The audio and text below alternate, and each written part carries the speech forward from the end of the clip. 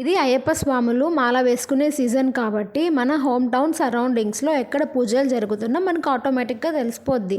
Like టెంపుల్స్కి వెళ్తున్నప్పుడు pamphlets ఇవ్వడం ద్వారానో, లేకపోతే ఎక్కడికైనా వెళ్తున్నప్పుడు shopping malls or else any other places మనకైతే తెలుస్తుంది ఖచ్చితంగా. లేకపోతే ఒక్క అయ్యప్ప స్వామి నుండి ఇంకో అయ్యప్ప స్వామి ద్వారా మెసేజ్ అనేది పాస్ అవుతుంది.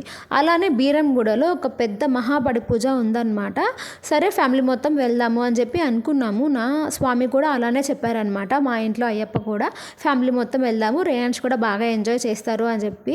సో నాకు కూడా అలాంటివంటే ఇష్టం అనమాట. లైక్ కల్చరల్ యాక్టివిటీస్ అన్న, ఇట్లాంటి పూజలు అన్న కూడా చాలా ఇంట్రెస్ట్ అండ్ మంచిగా రెడీ అవుతాం కాబట్టి ప్రశాంతంగా అనిపిస్తుంది.